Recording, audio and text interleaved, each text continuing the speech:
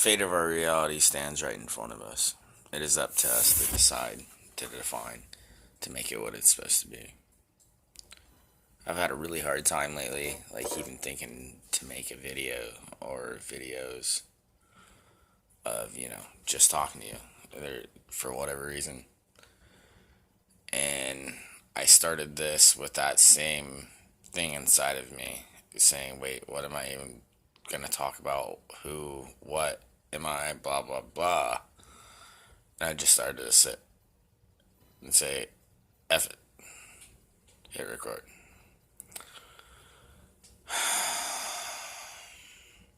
The suicide of the times that we live in is the best way to explain it. We live in the suicide of our time. We have made insanity out of our reality. No more, no less. We live in this weird bubble of insanity. And we continue to go about it as if we just don't even see it. When at the same time, we all see it for what it is. And we still put it in the back of our brains and we let it go. And we let it go. And we let it go. This has happened for way too long, my brothers and sisters.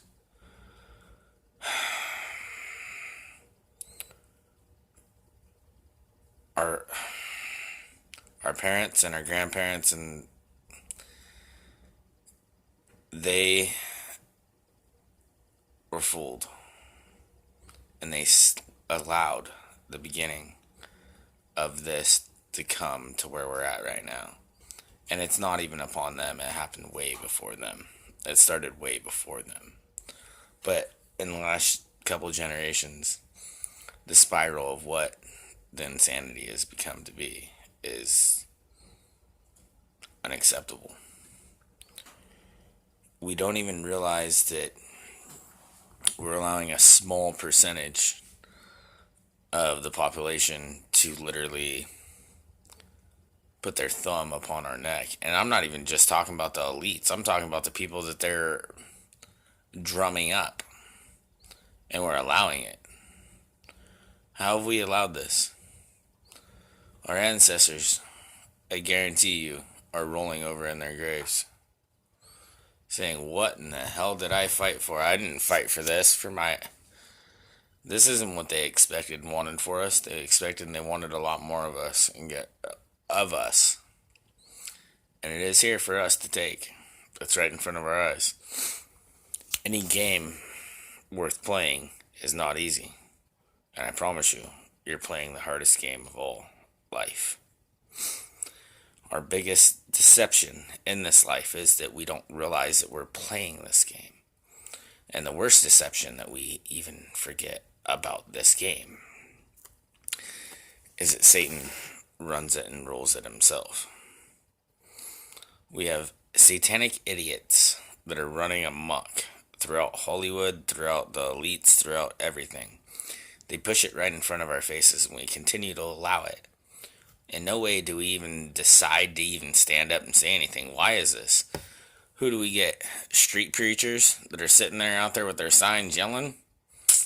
Salt of the earth, mate. You have these people that actually see what's coming and we look at them as they're insane people. When they're the ones that see through all the lies. They see through all the hypocrisy. They see through everything. And the main herd of the masses of us, we walk by them and we laugh at them as if they're fucking insane. We are the insane ones. Do you not get this?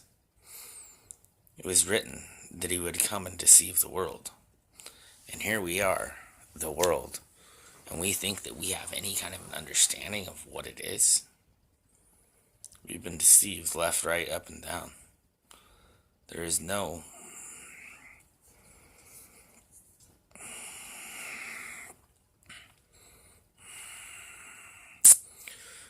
rhyme, there is no ability for us to ever come to the understanding unless we try. And the biggest problem with it is our fear to try, let alone our fear to admit that we were wrong. And that is the biggest thing. Once you come to find the lies and you can admit that you know nothing, you can start to learn. The biggest problem is, even if you can tell somebody and show somebody hard facts, scientifically freaking proven, people would literally rather continue to perpetuate a lie than they would ever be willing to admit that they were told a lie and believed in a lie. So, when you have more than 90% of the population that is along those lines, it doesn't even matter if you have 50% that realize that they've been lied to.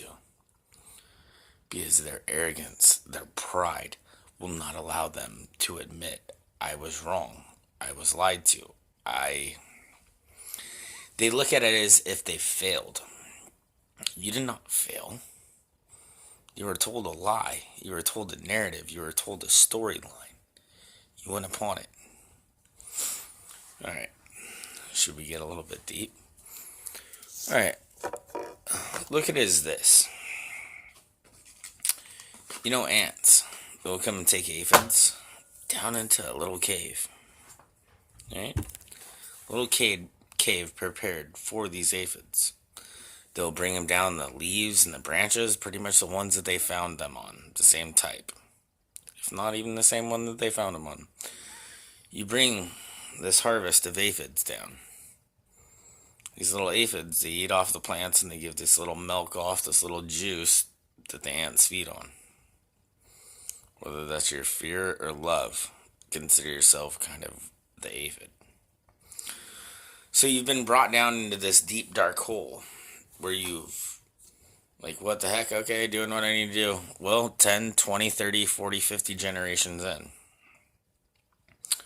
Are you going to know anything else different? No. What happens when that one aphid comes down that actually saw the sunlight, that saw the outside and comes down, is like, hey, no joke, this is a prison. Like, this is not what you're supposed to have. Like, there's way more out there.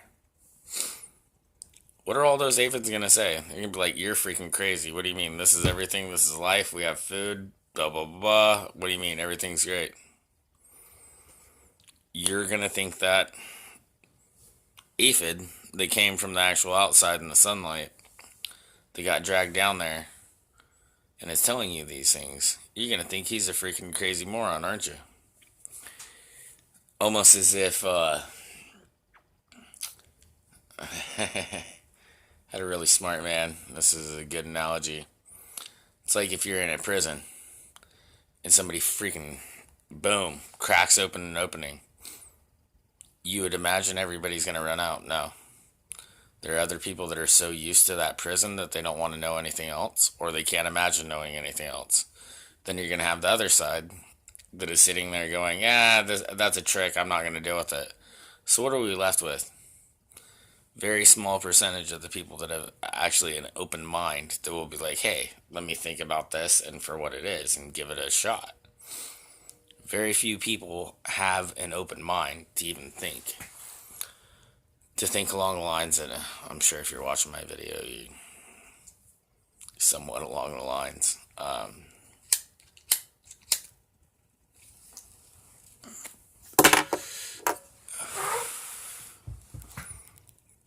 We live in a society that literally just does nothing but beats us down and makes us feel stupid that we know nothing. And at the same time, pushing on us to push this negative understanding of what the world is. I mean, they tell you that you're spinning around on a planet that's going 1,000 miles an hour, around a sun that's going 10,000 miles an hour, around a galaxy that's going, millions of miles an hour, through a solar system that's going however, and then at any moment something could hit you and kill you. They put that through your head. They make you feel that you're so insignificant that you literally came from a monkey. Came from a monkey. You evolved from a monkey, is what they explained to you. We did not evolve from a monkey, I'm sorry. The true Father made me. And for whatever reason that I am in Satan's kingdom, and we are in Satan's kingdom, never forget we are in hell. I'm not going to say there's not a worse hell, but we are in hell, my brothers and sisters. Whether we decided to come here whether He asked us to come here, rhyme nor reason. Our souls are eternal. How could you have eternal damnation or eternal salvation if your soul, your essence, was not eternal? We are. The worst part is that we've forgotten this. We've forgotten this understanding. And, I've been listening to lots of people and lots of understandings, and I got many of my own theories. I'm not going to drop all that, but from many things that I hear of what people say, of their understanding of the prison that we live in, which this is a prison. And I am on the fence and back and forth and this and that, whether we decided to come here, whether it was punishment, whether we were asked. I do not know. But I do know that this might just be the changing room of deciding what we're going to wear, who we're going to be, or where we're going to go. I cannot say. But the one thing that always holds really strong in my heart,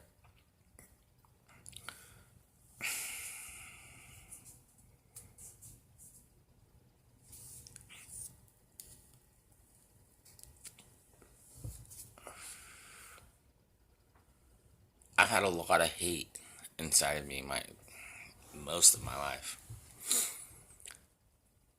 It is something that is attached to me, that is love and forgiveness, and I have no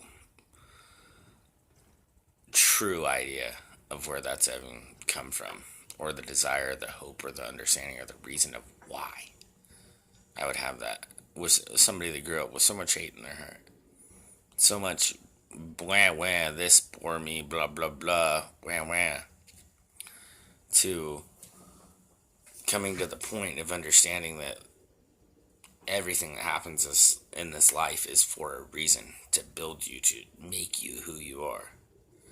And that is, I think, what we lose a lot in this life, and our complaints of whining about what happened to us in this life. I think most of the things that happen to us in this life are things that need to happen to us in this life to build us and strengthen us for who we need to be. Because the war is upon us, my brothers and sisters. This is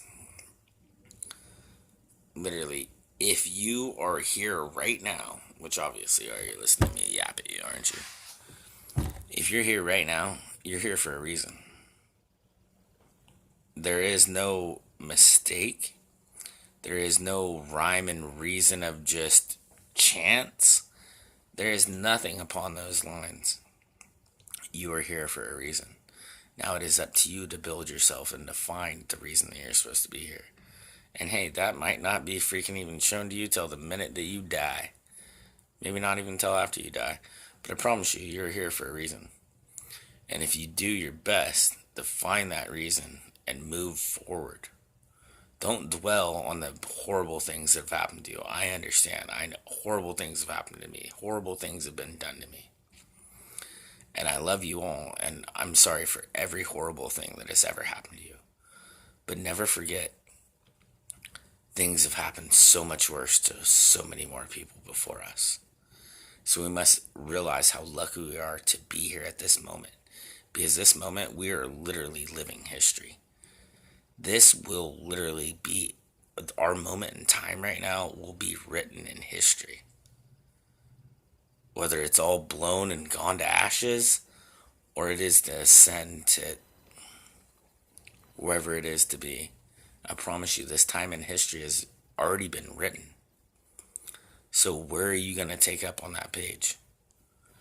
You must never think just because history's been written, or the word did, or whatever's been written, that, oh, you can just sit back and it'll be what it'll be. No worries. No.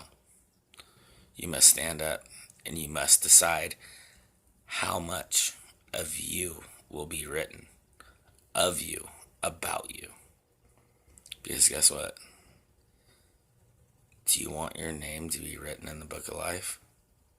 I know I do. And I want it to be written in the book of life for the right reason, not the wrong. All right. I love you all.